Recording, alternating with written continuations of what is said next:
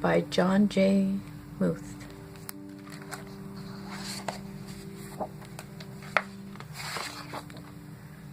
Train station.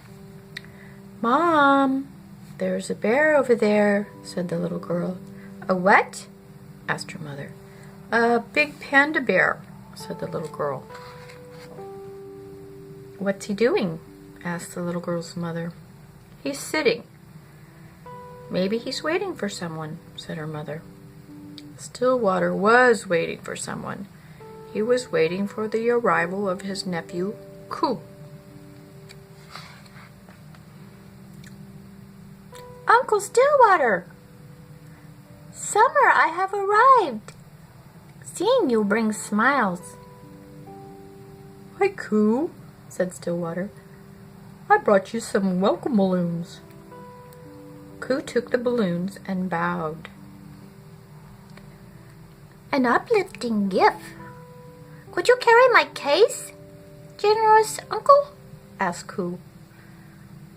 It is a short walk to the house, but there is a nice park on the way. Let's stop there and have some tea, said Stillwater. Stillwater, Coo, and the balloons all sat quietly in the park. Tea was very good.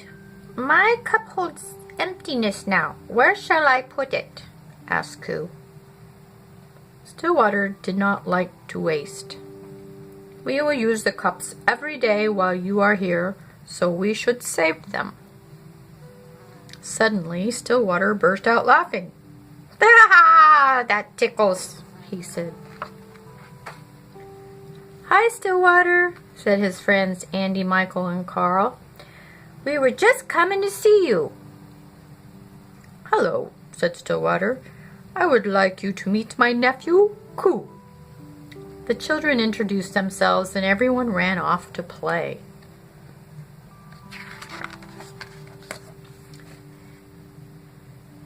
Addie invented a game called Jump on Stillwater. It was fun. Michael wanted to ask Stillwater a question. "I'm going to be in a spelling bee," Michael said. "What would you do if you were in a spelling bee?" "I would spell words," said Stillwater. Michael looked at his shoes. "What if you weren't sure of how good you were?" "I'm anxious about it. I feel like I'm going to mess up." "Do your best. That is what you are supposed to do," said Stillwater. "But it's hard to do my best when I'm nervous," said Michael. Stillwater nodded.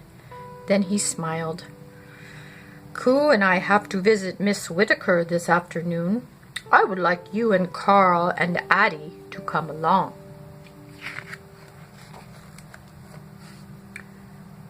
"That Miss Whitaker?" asked Carl.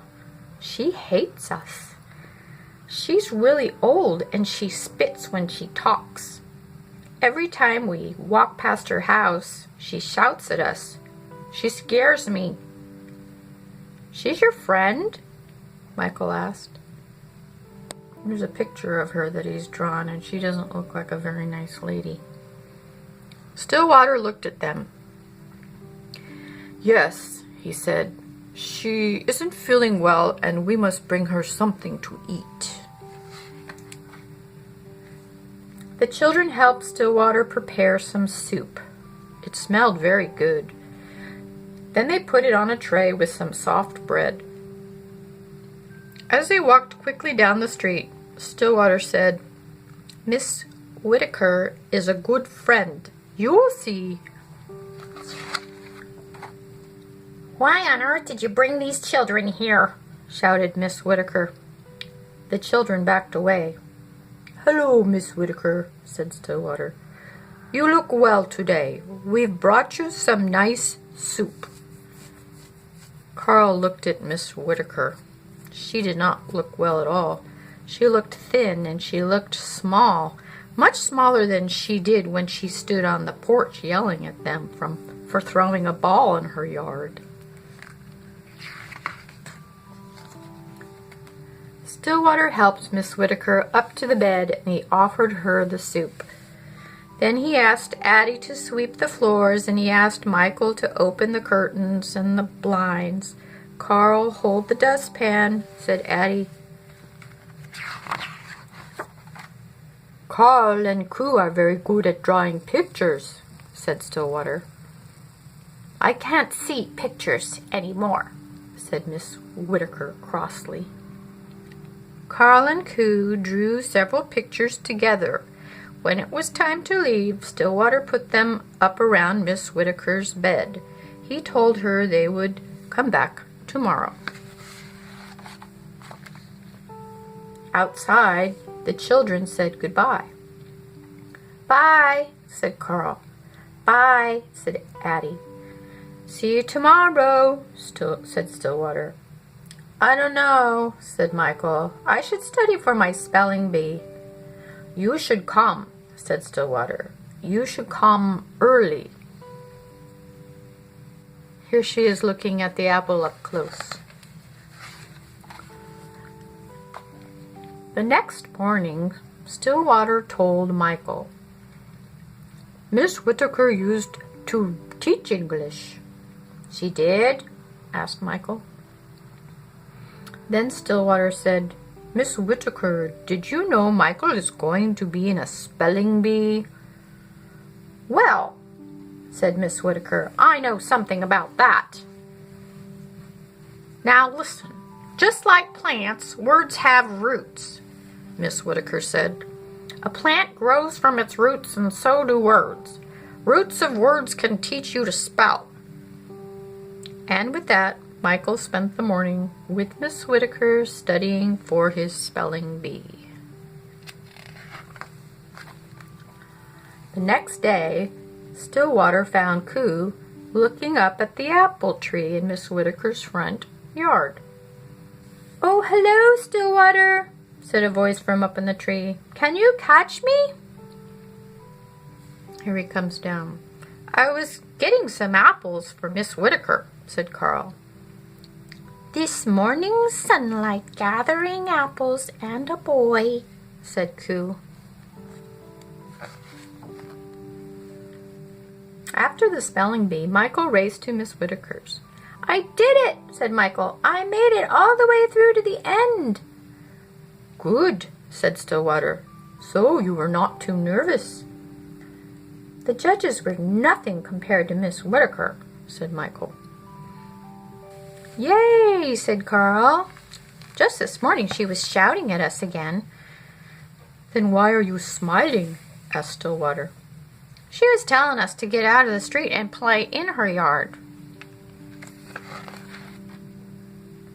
On the last day of Koo's visit, Michael presented Miss Whitaker with the ribbon he got at the spelling bee. Carl gave her the apples he had gathered.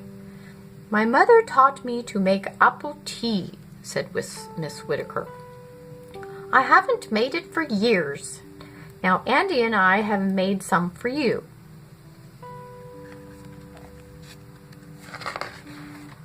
When it was time to say goodbye, Addie, Michael, and Carl gave Koo a big hug. "Summer fading, new friends' faces lighten the way home," said Koo. At the train station, Stillwater looked over at Koo. "You may throw away your cup now," said Stillwater. Koo shook his head. "During my visit's end, summer now taste of apple tea. I will keep my cup," said Koo. The end. Thank you for watching and liking us.